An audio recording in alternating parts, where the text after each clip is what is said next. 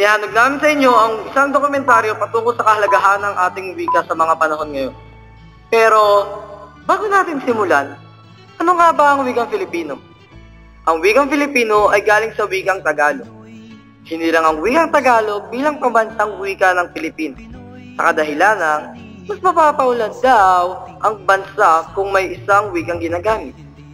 Ngayon, malalaman natin ang iba't ibang opinyon at mga kuro-kuro ng iba't ibang antas ng mamamayan sa Pilipinas. Kung paano makakatulong ang wikang Filipino sa pang-araw-araw na pamumuhay at kung maaari ba itong gamitin bilang sandata sa kahirapan.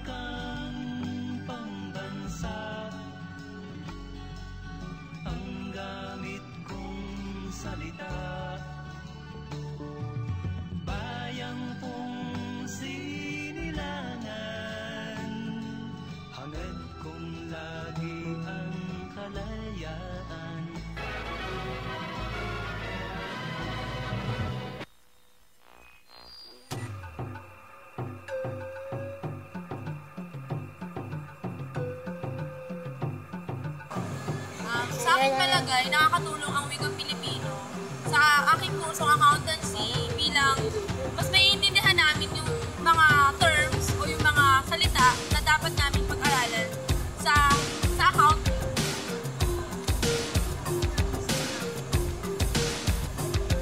Kasi may mga malalalim na words na hindi namin maintindihan. So, ang hinihingi namin sa prof, yung parang mas equivalent, parang kapantay na salita sa wikang Pilipino. Kaya yung wikang Pilipino ay nakakatulong sa amin dahil mas naiintindihan namin ng maayos yung mga dapat namin pag-aralan sa accounting. Bilang isang Pilipino sa ating bansa, kailangan gamitin natin yung pansariling wika kasi yun po yung talagang pang-araw-araw nating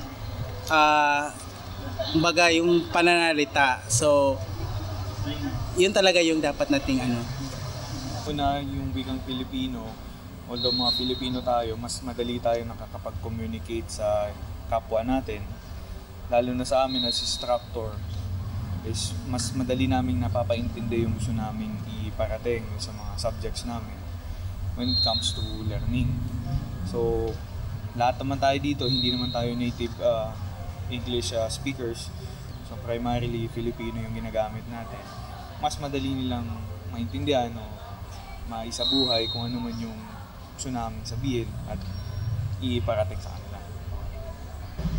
So bilang bumbero, mas nakakatulong ang wikang Filipino dahil mas nakaka-communicate kami sa mga tao kasi nagtuturo rin kami ng lecture katulad ng paano iwas sa sunog, kung paano pagsugpo ng apoy. Siyempre, mas naiintindihan ng nakararami yung wikang Pilipino kasi hindi naman lahat nakakaintindi ng English, di ba? So, mas nagkakaroon ng magandang komunikasyon sa mga tao. Para sa akin, hindi naman siya nakakatulong. Siguro nung first year, more on nakakatulong siya kasi doon mo malalaman yung kung ano talaga yung mga lingwahe mo. Tapos, sa pag-wikang Pilipino, doon mo lang malalaman yung kung ano talaga kahulugan ng wika mo as a Pilipino. Makakatulong yung wikang Pilipino sa pangaralan ko? Makakatulong yung parang mag-uplay yung mga Pilipino. Kasi sa wikang Pilipino, hindi tayo nagkakaintindihan. Pero kasi ngayon, uso ngayon Taglish, di ba? Opo. Mga konyatot, gano'n. Pero sa wikang Pilipino kasi mas madali mo maintindihan at mas malalaman mo yung tunay na kahulugan nung sinasabi ng kapwa ko. Sa ganung paraan, mas madali kayo magkakaunawaan. Pangatalo, yung wika natin, di ba? Ano ba ang hihingi mo? Yung wikang English? Tama po. Siyempre, Tagalog, di ba? Humingi ka ng tulong sa kapwa mo Pilipino. Wika natin gagamitin. Hindi naman banyaga, di ba? So po brother, paano po ba nakatulong ang wikang Pilipino sa pagpapalaganap ng salita ng Diyos? Sa pagpapalaganap ng salita ng Diyos na siyang atas ng ating Panginoon Kristo sa atin bilang mga Kristiyano, pinakamahalaga yung paggamit natin ng wika dahil sa pagpapalaganap ng salita ng Diyos, basically, dapat yung natin, yung ating gawa, pag-ibig sa kapwa, yun ang unang-una Minsan kahit na hindi maintindihan yung salita, basta nakikita sa gawa yung yung pagpapalaganap mo kay Jesucristo, sapat na yun para makumbinsi ang isang tao sa katotohanan ni Jesucristo. Gawin pa man, hindi kailanman magiging walang kabuluhan yung wika. Ang wika nga, pag ikay nagsasalita, dapat ayos na ayos, tinitignan din yung grammar. Kasi kapag hindi maayos ang wika mo bilang Pilipino, sa ating wika, no, hindi maayos, hindi mo rin mabibigay ng tama yung nais ipagkaloob o nais ibigay dahil nais ituro ng Panginoon Jesucristo sa pamamagitan ng simbahan. Kaya mahalaga sa atin yung wikang Pilipino, kung paano natin binibigay ito. Kaya sa kahit sa liturhiya, sa misa, no, talagang napakaayos, napakaganda. Sa totoo lang sa mga aklat na pangmisa, yun ay mabusising inayos iyon at napakaganda ng ng mga pagwiwika-wika doon. Halimbawa na lang yung pag sinabing sa English kasi on the night he was betrayed, no, he took the bread. Sa atin kung isasalin yun, hindi natin hindi natin sinasalin bilang nung gabi na pinagkano doon siya. Hindi, maganda on the night he was betrayed, before he accepted that he really accepted, no. Sa Tagalog, ginawang ganito. Bago niya pinagtiis ang kusang loob na maging handog, napakamatulain, malalim, pero maganda. Bago niya pinagtiis ang kusang loob na maging handog, masyadong matulain doon, no. Kaya pinapakita yung kahalagahan. Ako ay seminarista at ang pinanggalingan ko ay Bulacan. Sa Bulacan ang hindi naman sa pagyayabang, pero pinakamagandang Tagalog pa. No, at sa totoo lang yung mga aklat natin pang misa ay ang mga nagsalin nun ay mga halos yung Bulacan, no, sa Bulacan Tagalog yun. Pati yung bawat simula doon may mga papasyon pa yung dating, no. Kasi nga pala ang pasyon ay sinulat na isang Bulakenyo, no, taga Bulacan, Mariano Pilapil. Ang ama ng tulaang Tagalog galing sa Balagtasan na si Francisco Baltasar na halos sa kalapit din naming barangay, tabing barangay lang namin. Kaya yun, talagang bilang Bulakenyo, seminaristang galing sa Bulacan, ako'y talagang pinagmamalaki ko yung ganitong pagkaka-preserba ng ating wikang Tagalog, no?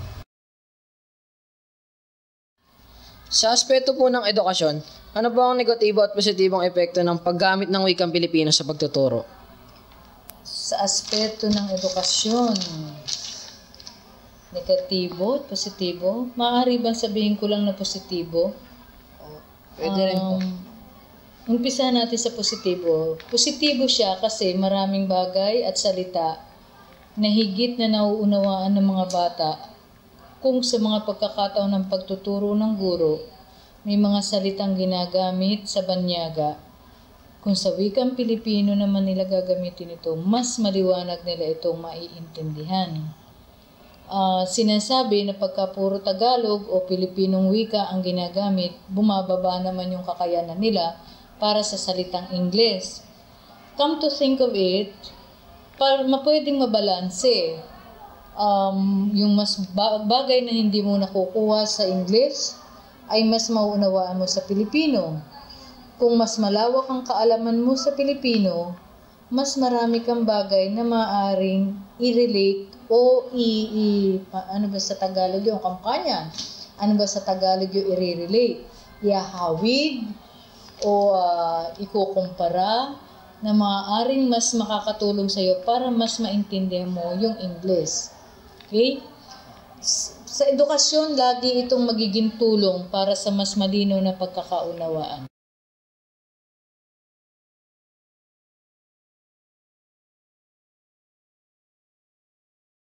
Sa kahirapan. Siyempre una, makakatulong yung wikang Pilipino sa pakikipagkomunikasyon natin sa eskwelahan, di ba? Kung meron tayong, kung alam natin yung sariling wika natin, yung wikang Pilipino, kunyari nag-aaral na tayo, maiintindihan natin yung mga lessons, particular na sa wikang Pilipino. Filipino. So, kung alam natin yung wika na to, mas maiintindihan natin yung topic na tinuturo ng mga teachers. And then, kung gagamitin naman natin yung wikang Filipino laban sa kahirapan, syempre, yun nga, kung makakatulong to sa pag-aaral, pag nakatapos tayo ng pag-aaral, makakuha tayo ng magandang profesyon. At kung makakuha tayo ng magandang profesyon, makakuha tayo ng ipon tayo ng pera, makaka-earn tayo ng money dahil sa trabaho natin, dahil sa profesyon natin. Yun, doon na magsusimula yung para malabanan yung kahirapan. Ayun.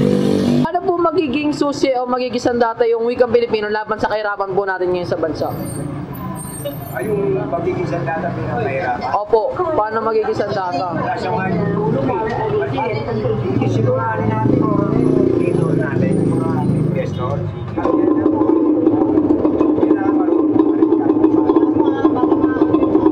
Kahit po konti, wala po kaya may tutulong?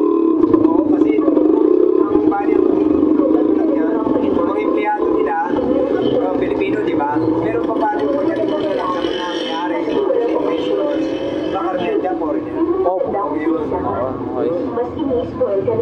Sige po, maraming salamat. Lalong madali yun. Halimbawa, ako kasi ang ako ay livelihood. Matuturo ako ng mga ano.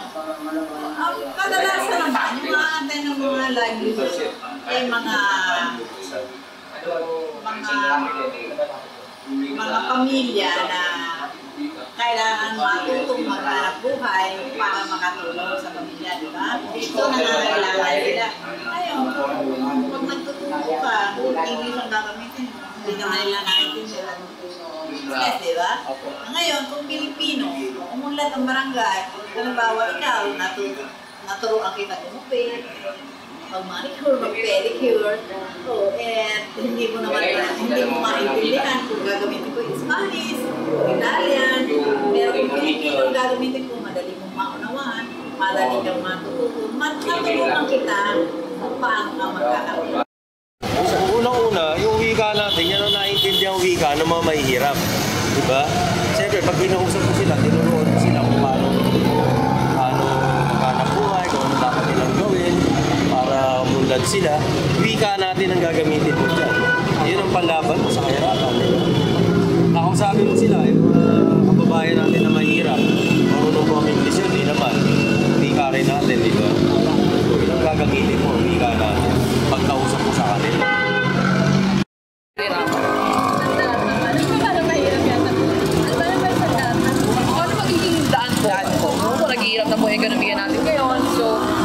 Maaari po bang gamitin yung wikang Pilipino laban sa kahirapan? Meron po. Siguro, hindi ko alam kung paano pero yun, kasi nga nandito tayo sa sariling bansa natin, yun naman talaga yung dapat natin gamitin para yun nga sa pag-gawin ng pag-communicate na sila isa-isa, nakakaintindihan tayo. So yung wikang Filipino, mas nakakatulong siya sa ekonomiya. Siguro ilagay ko na lang siya sa halimbawa. Kung magkakaroon ng transaksyon sa isang business, syempre mas maiintindihan namin at saka nung kausap ko, yung pinag-uusapan namin, transaksyon, komunikasyon, kasi mas nagkakaintindihan kami. So, di ba, mas madaling pag-usapan yun para iangat yung ekonomiya natin. So, yun sa palagay.